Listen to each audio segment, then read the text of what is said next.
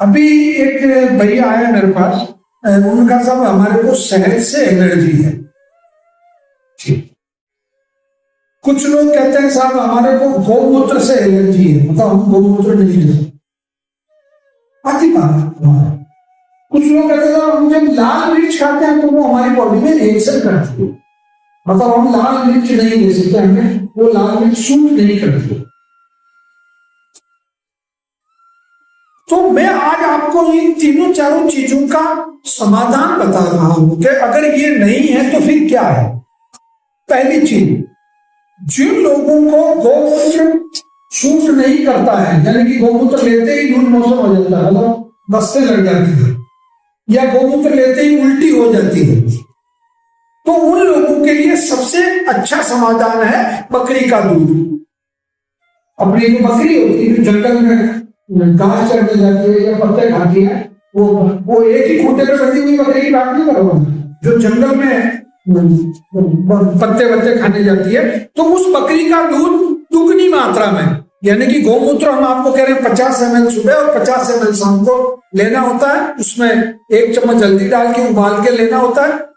Same बिल्कुल इसकी दुगनी मात्रा लेके बकरी का दूध 100 ml सुबह ले लिया, 100 ml शाम को ले लिया, 1 चम्मच उसमें हल्दी का डाल दिया, उसको उबाल लिया और छान लिया और पी। अब ये 100 ग्राम की जगह आप 200 ग्राम भी ले सकते हैं, 300 ग्राम भी ले सकते हैं, परंतु कम से कम मात्रा कितनी होगी? 100। एक समाधान हो गया। दूसरा, एक जैन धर्म में, दिगंबर जैन धर्म को भी लोग मानने वाले वो शहद का इस्तेमाल नहीं करते हैं।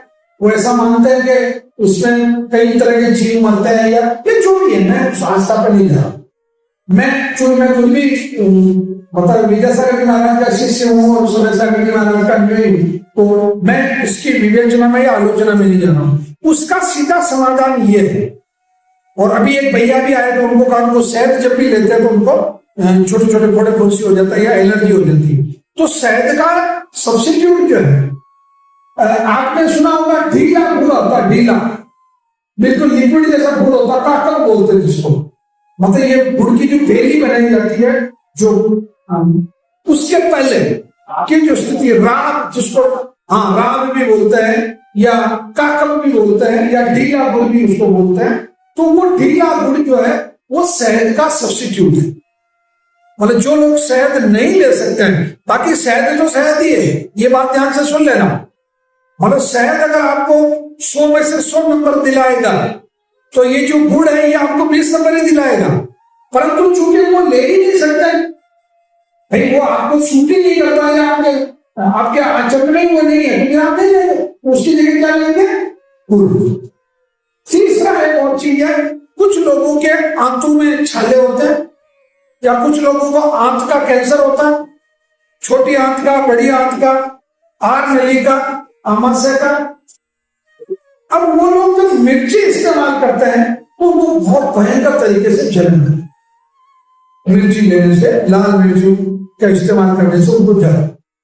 तो लाल मिर्ची का जो समाधान है, जो सब्स्टिट्यूट है, वो सबसे बेहतरीन सब्स्टिट्यूट है हरी मिर्च। हरी मिर्च आप कितनी मात्रा में खाओ कभी जलन नहीं करेगी। हरी मिर्च जो है वो आप अगर मतलब 2 मिर्च भी अगर आप खा लेते हैं या 3 मिर्च भी खा लेते हैं तो वो आपको जलन नहीं करेगी। और चौथा, एक और भी आप थोड़ा काली मिर्च भी डाल लें, मान लो अगर थोड़ा सा आपको हल्का सा स्वाद उसका और तीखा करना है, तो हरी मिर्च प्लस काली मिर्च, मतलब दोनों का आपने मिक्स कर दिया, तो वो आपको पेट में जलन वगैरह की समस्या का समाधान है। इसी के साथ में एक चौथा जो मुझे अभी भी क्लिक किया दिमाग में, ये जो आप सफेद नमक जो थैली में पहन जाता है, वो उसमें बहुत सारे तरह के जहर होते हैं, तो वो तो बिल्कुल ही सीधा सीधा जहर ही है। तो उसका जो समाधान है, उसका जो सब्स्टिट्यूट है, वो आपका सेंधा नमक, रॉक सॉल्ट जिसको बोलते हैं, सेंधा नमक बाजार में पिसा हुआ भी आने लग गया अब तो, और वो अगर आप पूरा का पूरा वो ढेला भी ले लेते हैं तो उसको फोड़ फाड़ के और तोड़ ताड़ के और उसको अच्छा सा मिक्सी में ग्राइंड कर ले या चक्की में पीस ले और उस नमक का आप इस्तेमाल करें। तो ये चारों चीजों का आपको एक सब्स्टिट्यूट जो है वो, और ये साइंटिफिक सब्स्टिट्यूट, मतलब वैज्ञानिक तरीके से आपको